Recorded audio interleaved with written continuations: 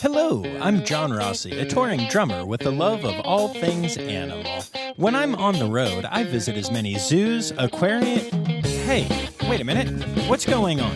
Hey, what's going on there? Hello? Hello? Hello? We interrupt your regularly scheduled program to bring you Rossifari Zoo news. News you can use from the world of zoos and conservation.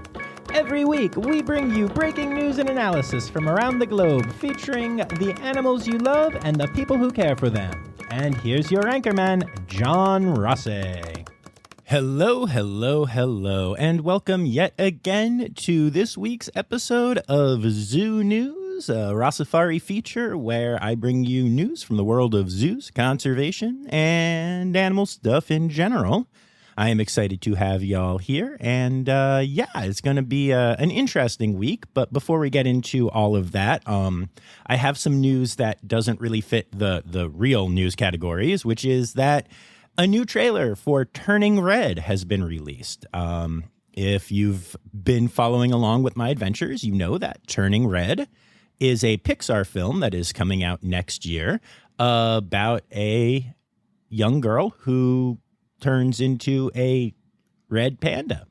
And it's going to be an animated Pixar film, and I'm pretty darn excited about it. I think it's going to raise a lot of awareness about red pandas, and there are going to be a whole lot of kids that are going to be really excited to go and see red pandas and spend more time at the red panda exhibits at zoos. And crap.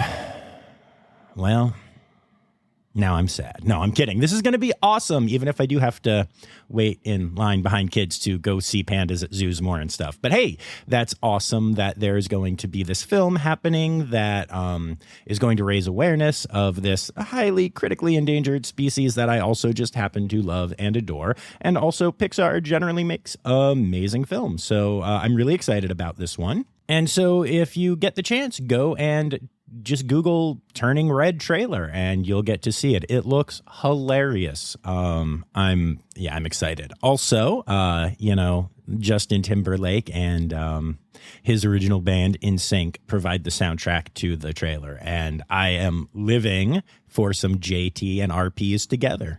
Also, the new trailer for the new Spider-Man movie was finally released after a lot of questions about when it would come out. And that really has nothing to do with this podcast other than the fact that, he has an animal name in his name. But I'm really excited about the movie, and the trailer looks awesome. And so now you can go check out 2 trailers about animals.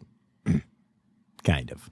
But this is not movie trailer news, it is zoo news. And for those of you that are here for the first time, welcome. The way this works is I will take you through a rundown of the news coming out of the world of zoos and aquariums and conservation and animals and all that good stuff that's happened the last week or so. And a lot of these articles are sent to me by my amazing listeners who contribute to the pod. And I love it. So if you would like to contribute, you can email me stories, rossifaripod@gmail.com, or you can tag me in them on social media. I'm at Rossifari on Insta, Facebook, and Twitter, and at Rossifaripod on TikTok. You can DM them to me. You can do anything. You could even send a telegraph if you know how. And I'll get it if I know how. I don't know how. But anyway, y'all, this week is going to be a little different than the normal format of Zoo News. This week started off poorly. And I don't mean for me, but I mean in terms of the stories that came in. I got 3 or 4 pretty soul-crushing stories right off the bat. And it's really a bummer. I'm not going to lie, but it's all important stuff. And so what I'm going to do is I'm going to take the time now, right after the ad, to just talk about those stories. And I'm going to launch them, and I'm going to break them down a little bit. And we're going to talk about those 4 stories that I don't love. And then I'm going to see if there is time to share any other stories or if all of that stuff will be moved to next week, because I will get to the stories. Y'all sent in a ton of amazing stories, but I don't know. These just seem important. And so I want to get them out right away and talk about them a bit. So yeah, I guess I'm going to get to it right after this ad. Today's episode is brought to you by Daydreamers Studios. Do you have stories and expertise to share with the world? Have you ever thought about starting your own podcasts? There's no better time to start than now with the help of a trusted production partner. Daydreamers Studios is a full-service production company that takes all the stress off your plate. You can focus on creating engaging content while they focus on recording, editing, audio engineering, hosting, and publishing on 22 platforms. Log into the advanced remote system with one click, and the Daydreamer team will be on the other end, ready for you to record everything you have to say. Owned and operated by Daydreamer Network, Daydreamer Studios continues on the company's mission to empower storytellers of all kinds by making podcasting accessible to all. For more information and current promotions, visit daydreamernetwork.com/studios. All right, and with that said, let's get to the big news stories of the week. On November 11th, 2021, at the age of 16, Winter the dolphin passed away at her home in Clearwater Marine Aquarium in Clearwater, Florida. Winter is possibly the most famous dolphin ever, or at least since maybe Flipper. Her story was shared in the movie Dolphin Tale, and she also co-starred in the movie Dolphin Tale 2. For those that don't know the story, Winter was found off the coastal waters of Florida on December 10th, 2005, where she had been caught in a crab trap, which resulted in her losing her tail. She was rescued and taken to Clearwater Marine Aquarium, where scientists worked to develop a prosthetic tail that allowed her to swim in a more conventional way than her tailless body allowed. Interestingly, however, she often didn't wear the prosthetic. When I was there recently and got to see Winter, she was not wearing it. And scientists were also studying how she swam without her tail, because it really was different than what other dolphins do. The way that she adapted to her issue was incredible and scientifically valuable to study. A dramatization of her story was, as I mentioned, shared in the movie Dolphin's Tale, which stars Harry Connick Jr., Ashley Judd, and Morgan Freeman, amongst others. And this led to international fame for Winter and the aquarium. The cause of Winter's death was an intestinal torsion. Basically, Winter's intestines had twisted deep inside her. While the team at the aquarium was able to provide the best care and treatment, it was impossible to reach the torsion through surgery, and as such, there was nothing more that the team could have done to save her life. I will say that Clearwater did consult with experts from all around the globe, trying desperately to come up with any solution they could try to save Winter, but no one was able to come up with anything in time. While it is possible that Winter's crab trap injury and the distortion it caused in her body made her more likely to get this condition, the truth is that this is something that is found regularly in stranded wild dolphins, as well as, honestly, can happen to any being with intestines. The truth is, the scientific community doesn't really know a lot about this condition yet, and it is believed that the results of Winter's necropsy can actually help advance the knowledge about it for the future, which is a nice positive from this negative. And it's also worth mentioning that this is an animal that would have died 16 years ago, if not for the amazing efforts of Clearwater Marine Aquarium and the people that helped Winter when they first found her. I'm sending my condolences to everyone at Clearwater, which is an amazing facility, and I'm so grateful that I got to visit and see Winter when I was playing down in Sarasota earlier this year. And also to all of her fans worldwide and people who were inspired by her tale, because literally her story inspired millions of people. But I also want to take this moment to go a little bit past just the animal and talk about the notion of using an animal at a zoo as a, I hate to use the word mascot, but as a large draw for your facility. Doing this podcast, I get to talk to a lot of people in the PR departments of zoos. And when this topic comes up, it's always so interesting because the opinions are so varied. You know, there are things like Fiona the hippo. When I say that, anyone listening to this podcast knows that I'm talking about the Cincinnati Zoo. But there are also less famous examples that people who go to their local zoos know. Sticking with Cincinnati for a second, not only is there Lucille the Bearcat, who is the mascot of the Cincinnati Bearcats, and so a lot of people know her, but there are also animals like Rico the porcupine. Now, if you don't know the Cincinnati Zoo well, you've probably heard of Fiona, but never heard of Rico. But let me tell you, if you go to the Cincinnati Zoo, you probably know who Rico is. Rico is an ambassador porcupine that lives in the Ambassador Animal Building, and he's really popular. So the way the Ambassador Animal Building there works is that they rotate what animals are on display frequently. And recently, they decided to take Rico off exhibit and put someone else out for a little bit so people could learn about, a different species.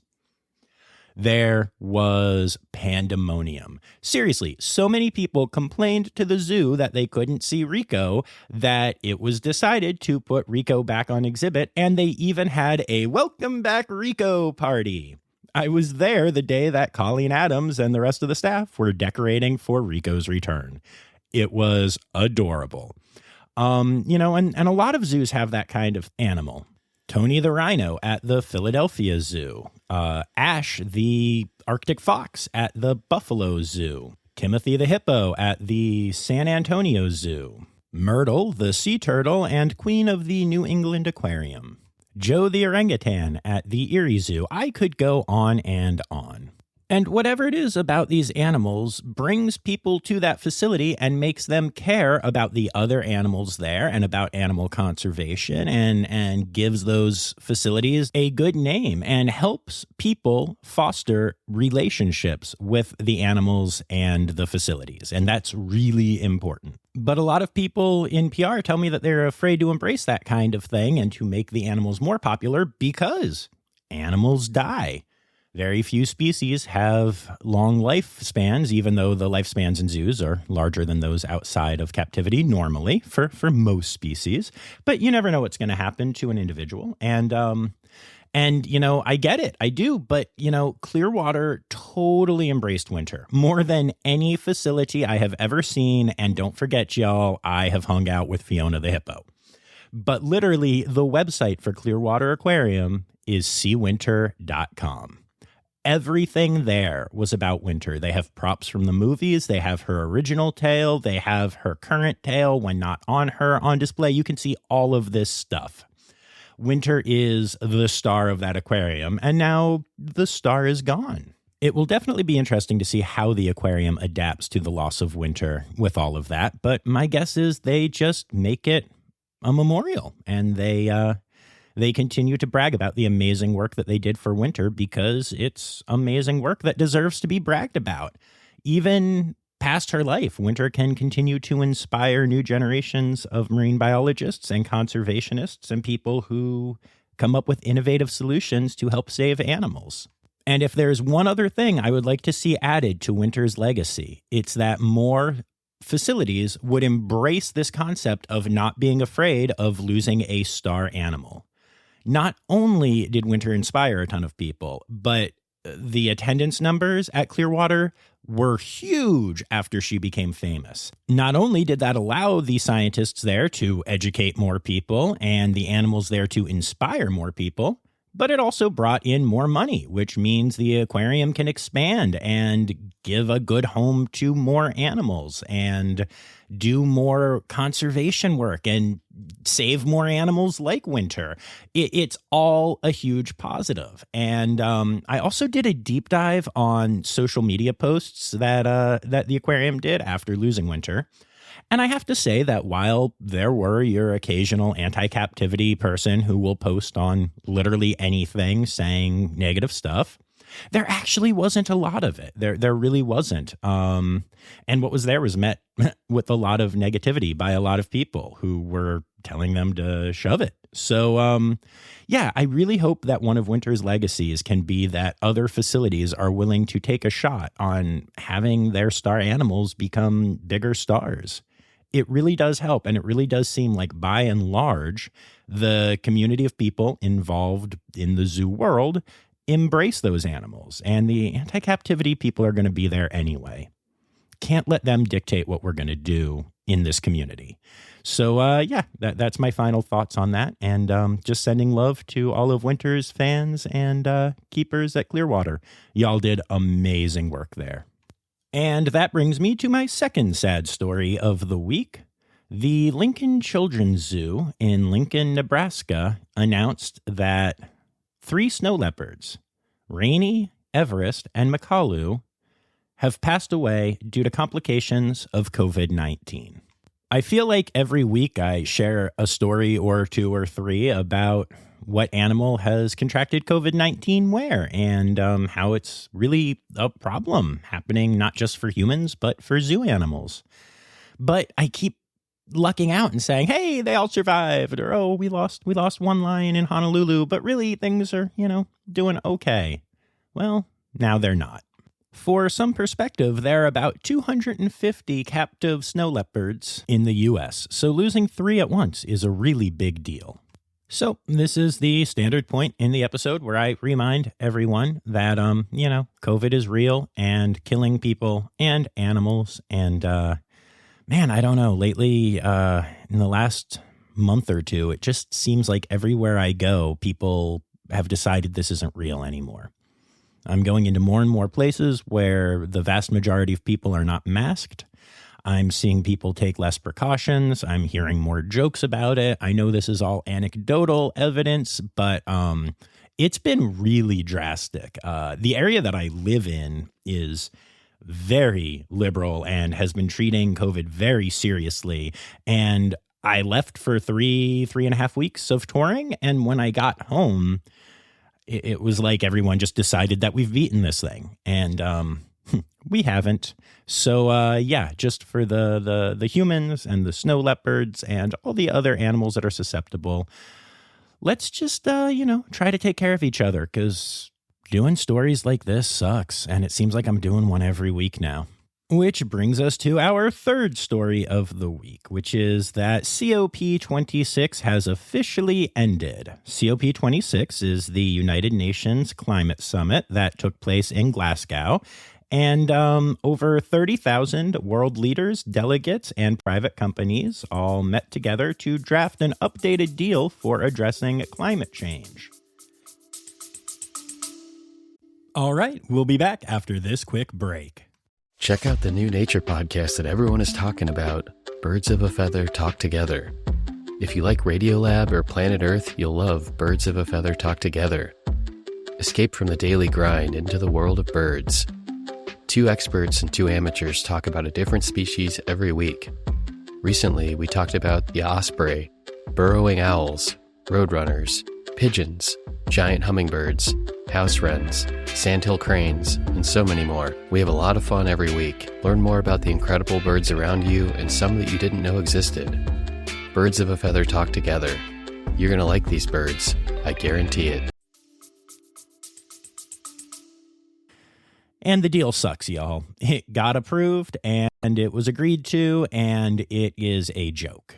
You may remember that a few years ago, there was the Paris Climate Accord, where a bunch of countries agreed to take a bunch of steps to limit global warming to only 1.5 degrees centigrade raise. And, yeah, that was a big thing that Trump pulled us out of at the beginning of his presidency and everything, and everyone was freaking out.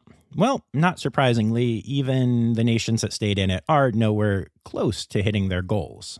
While all of the various entities involved did agree to this new pact, there were no real super firm commitments, and there are no consequences. So when countries or companies don't meet these goals, nothing happens. They just agreed to do a thing, and then if they do it, cool, and if not, whatever. Right before the pledge was agreed to, some final changes were made to it that made it even less impactful than it was going to be, so drastically that the president of the conference actually burst into tears over the changes. It's bad, y'all. Y'all know me and y'all know that I like to stay positive. So as I was recording this, I said all that negative stuff, and then I paused my recording and I went back to the internet and I searched for positives to come from this, from reliable sources. And there just really weren't any. The closest that I could see to a true positive was Animalia pointing out that this conference got more global attention than any one before it has. And, awareness is a good thing. That's it. That's what we got. All of the other positives that I saw as I did my deep dive into this were silly. They were talking about, how the pact will work and how now that everyone's agreed to this, climate change will get better. But they were ignoring the fact that, like I said, it has no teeth. There is no reason to follow this. And in the past, governments and especially private corporations have shown a willingness to commit to things and then not actually follow through unless there are consequences. Honestly, transporting that many people from all around the world to Glasgow and doing this whole conference and everything surrounding it probably did more damage to the environment than it will have done good. And that is just heartbreaking. And finally, this week we come to a tale of 3 zoos. It's going to be an interesting discussion, and I'm going to do something that I don't usually do here, which is veer off from fact into the realm of speculation and possibility and rumor. Not because I want to spread the rumors, and I will be clear to say what is not factual and what is conjecture and rumor, but because the rumors have become part of the story. The AZA Accreditation Commission has denied accreditation to 2 long-standing members, the Chihinkapa Zoo in North Dakota and the Erie Zoo in Erie, Pennsylvania, and has also denied accreditation to 1 new applicant, the Montgomery Zoo in Montgomery, Alabama. So right off the bat, let's start off with the obvious. This sucks. I hate to hear that 2 zoos, including one that I love, the Erie Zoo, have lost accreditation, and it's always a bummer to hear that a facility that thought they were ready to be accredited aren't going to be. But why this is such an important story and why I think it's worth focusing some time on is because there has been a lot of backlash to the AZA in general in the zookeeping community lately. One of the privileges that I have with this podcast is that I get to talk to a lot of people in the zoo world and hear lots of opinions from lots of those people. And on the surface, it seems like maybe the AZA is denying accreditation to a lot of facilities that they shouldn't. We all know my opinion on what happened at Columbus and how they could have handled that differently. And if you don't, there's a whole special news episode about that, so you can go and listen to it. But I actually think that it goes a lot deeper than that, which is why I wanted to take a minute and break this story down. A lot of you reached out to me about this story, not just sending it in for Zoo News, but asking my opinion and asking my thoughts. And a lot of the people that reached out are pretty mad at the AZA and were telling me they, if they're local to one of these zoos, they're going to go and support that zoo. And what is Dan Ash, the president of the AZA, doing and all that stuff. So I wanted to point out that sometimes you need to look a little bit deeper. So we're going to look at these 3 zoos and talk about what's going on. And we're going to start with the Erie Zoo, a zoo that I love and have done an episode from and want to do another episode from and visit, not regularly, but have been there more than a few times and actually thoroughly enjoy. On Wednesday, the zoo issued the following statement. While saddened by the news, the zoo team chooses to look at this as a learning opportunity, keeping their focus on providing excellent animal care and conservation education while working on sustainable growth and advancement. The Erie Zoo does not plan to appeal the decision and does plan to reapply for accreditation in September 2022, which is the earliest possible time that they could. The AZA has not announced why the zoo has lost its accreditation, But Emily Smicker, the zoo spokesperson and former guest on the pod, put out a statement saying that the decision has nothing to do with animal care or welfare. It is linked to older zoo exhibits not meeting modern design standards. Emily went on to praise the AZA and talk about how important accreditation is, and generally had an upbeat attitude about the fact that the zoo would be able to fix these problems and regain accreditation when it is available to them again. The Chehinkpa Zoo also put out a statement stating that they did not lose accreditation because of the care of their animals. Zoo director Kathy Dykman said that in the reaccreditation meeting, she was informed that they would not be accredited because of 2 rhinos who arrived at the zoo injured in 2018 and the recent acquisition of 2 cheetahs from a company that the board did not agree with, despite the fact that Dykman says it is a good company. Other concerns about the zoo include the fact that they have an orangutan that lives alone, to which Dykman said they have been trying to find another orangutan friend for that orangutan for years, a lack of fire alarms in a building, and some outdated zoo practices such as its chain link fencing, which Dykman claims is a necessity to hold up during North Dakota winters. Unlike Emily at the Erie Zoo, Dykman wants the public to know that the AZA is a support organization that they pay to be a part of to help with programs, and that the U.S. Department of Agriculture and the North Dakota Board of Animal Health are the ones that truly police the zoo. She said that the USDA usually conducts 3 unannounced visits each year, and they have not noted any concerns in the last 7 years. She went as far as to welcome questions from any member of the public, stating, "If they want to find out things, knock on our door. I'll give you a tour, I'll show you around, and it can be any time if you truly want to see what goes on behind the scenes." She further went on to say that this lack of accreditation will have no negative impact on the zoo, except for the member reciprocity list, which the zoo will now have to create on their own rather than receive an AZA printout. It won't hurt operations, she said, and will actually give the zoo a little more flexibility to do things it has wanted to do to improve and grow. The zoo does not intend to appeal and also does not plan on rejoining the organization, stating, "Due to the philosophical differences and changes in the AZA organization, the Chehinkpa Zoo board feels that it is time to part ways and use our annual AZA dues elsewhere to enhance the zoo in other ways. We are still the same facility and still have USDA and ND Animal Board of Health we are governed by. We are doing our continuous research on conservation and looking for ways to help enhance and educate the public." Honestly, I feel like there couldn't be 2 more different reactions to a loss of accreditation.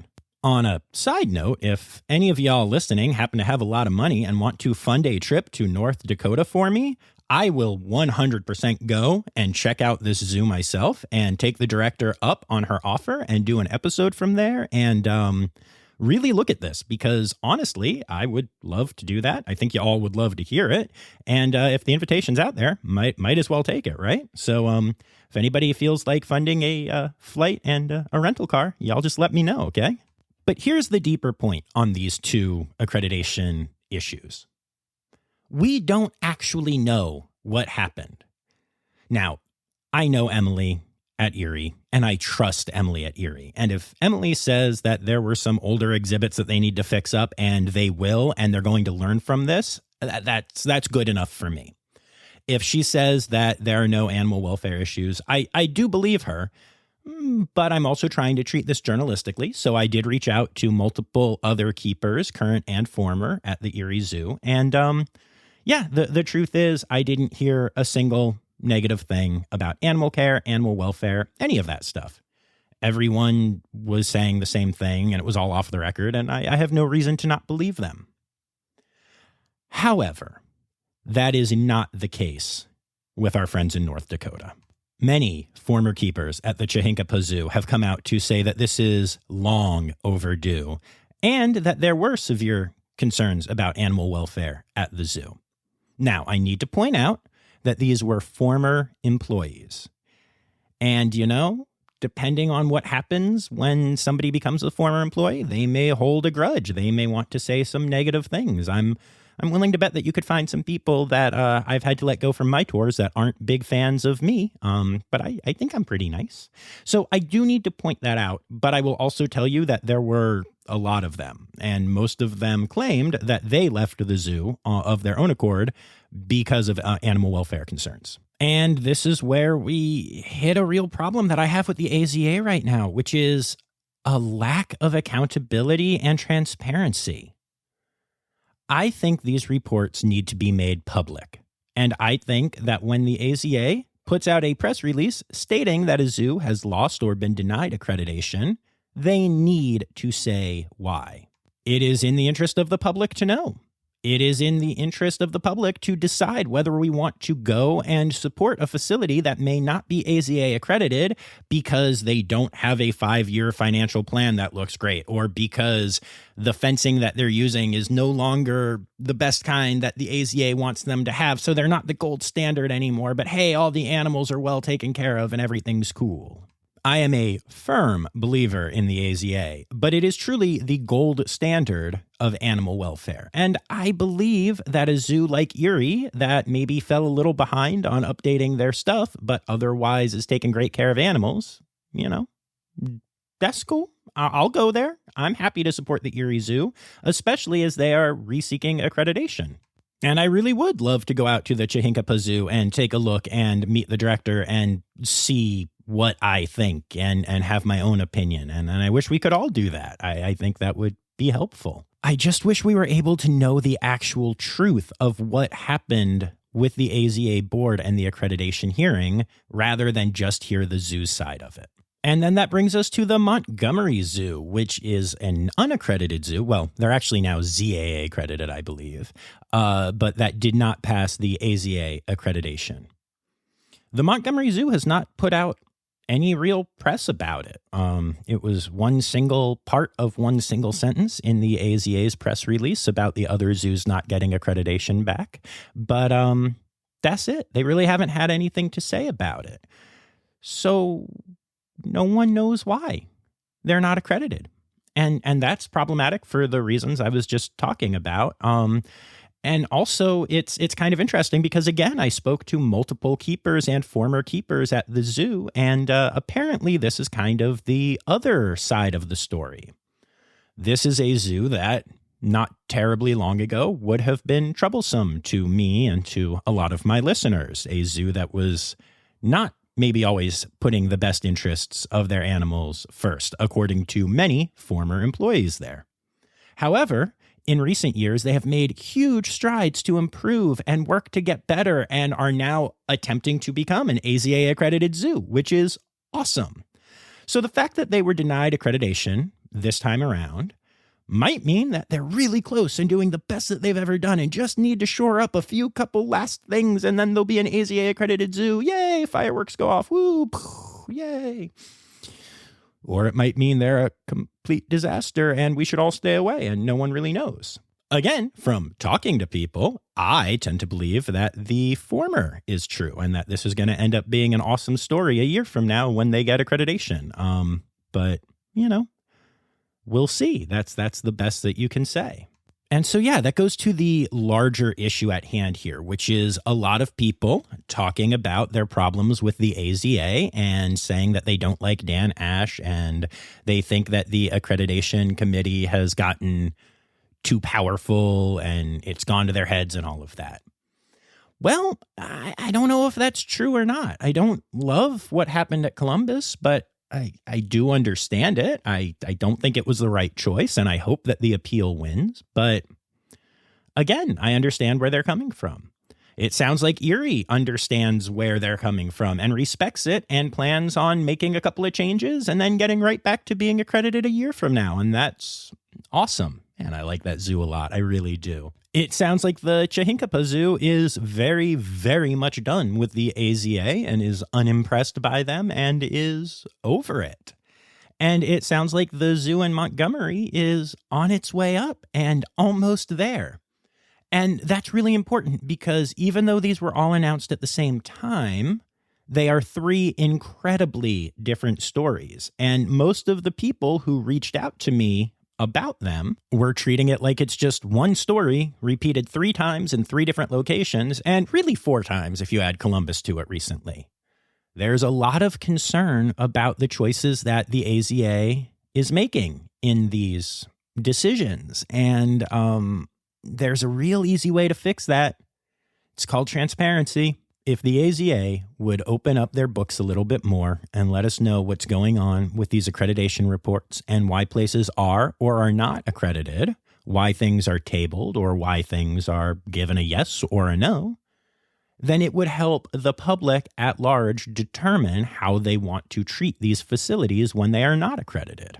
And I understand that the AZA might even think that hurts their brand a little bit. They might think, hey, you're either accredited or not, and we only want you going to accredited zoos. But if animal welfare is the actual concern, then they should be doing everything in their power to let the public know about every facility that they can, whether accredited or not. At the end of the day, it would not only help with animal welfare across the country, but would also help earn back the trust that has been lost amongst many in the zookeeping community and some of the general zoo-loving public in the AZA. Trust that I think needs to be there because the AZA truly is the gold standard for a reason.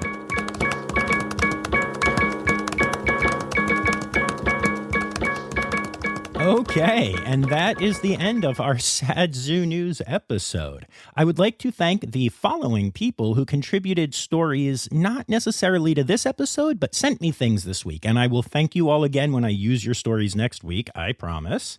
Colleen Lenahan, Anya Keene, Alicia Gaudet, Snow Leopard Runner on Instagram, Dylan Haugie? Sorry I didn't ask how to pronounce that, bud. Kim Cooley, Peter Oilo, Andrew King, Karen Gallinaw, and Dr. Zoe Vesley Gross, who actually sent me a purposely happy story just because she knew I was sad recording this one, and I think that is adorable. Thanks, Zoe. Also, thank you to PJ Bevan and Laura Shank, my Red Panda level patrons on Patreon. Y'all, your support really helps this podcast be what it is.